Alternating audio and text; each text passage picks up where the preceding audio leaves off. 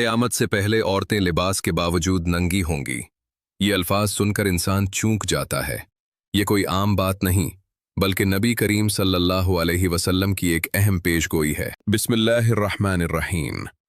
मेरे प्यारे भाइयों और बहनों, आज हम एक ऐसे मौजू के बारे में बात करने जा रहे हैं जिसका जिक्र नबी करीम सल्लल्लाहु अलैहि वसल्लम ने अपनी अहादीस मुबारका में बहुत वाज़ेह अंदाज में फरमाया है। ये मौजू है आखिरी ज़माने की एक खौफनाक निशानी, एक ऐसी निशानी जो आज के दौर में हमारी आंखों के सामने पूरी होती हुई नजर आ रही है।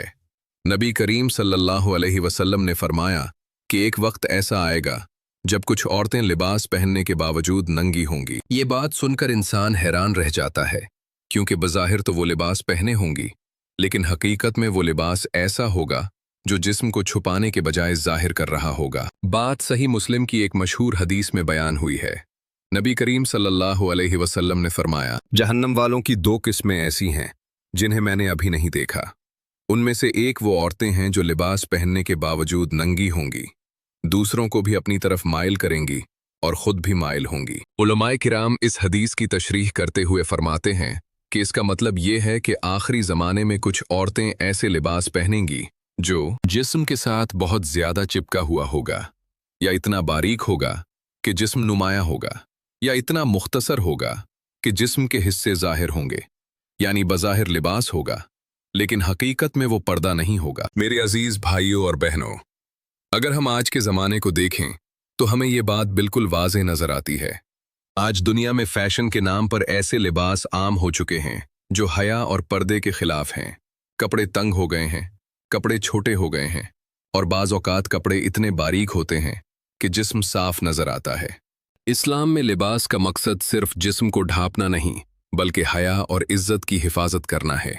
कुरान मजीद में अल्लाह ताला फरमाते हैं, ए नबी, अपनी बीवियों, बेटियों और मोमिन औरतों से कह दें कि वो अपने ऊपर अपनी चादरें लटका लिया करें। सूरतुल अहज़ाब आयत 59।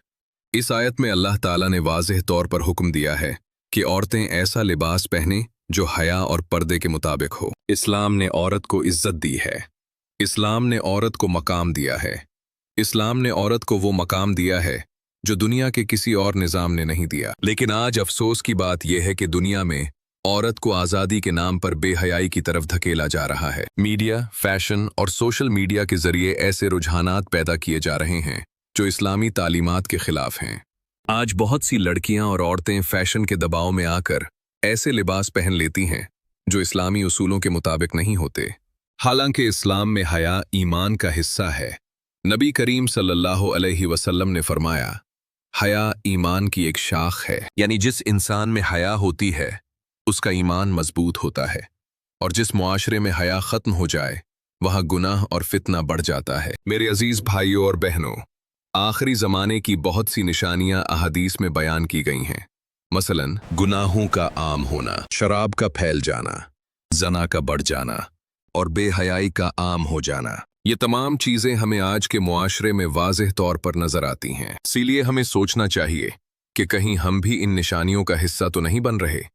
मेरे अजीज़ भाइयों और बहनों, ये बात सिर्फ एक निशानी ही नहीं, बल्कि एक सख्त तंबीह भी है, क्योंकि जब इंसान अल्लाह ताला के अहकाम को नज़रअंदाज करता है और बेहयाई को आम करता है तो उसके नताइज बहुत ख़तरनाक हो सकते हैं। सोचिए, जब क़यामत का दिन आएगा, जब हर इंसान अल्लाह ताला के सामने खड़ा होगा, जब हर अमल का हिसाब लिया जाएगा, तो इस वक्त इंसान को एहसास होगा कि दुनिया की चंद लम्हों की ख्वाहिशात के बदले उसने कितनी बड़ी गलती कर दी। इसीलिए इस्लाम हमें पहले ही खबरदार करता है कि इंसान गुनाहों से बचे, हया इख्तियार करे और अपनी ज़िंदगी को अल्लाह ताला के अहकाम के मुताबिक गुजारे।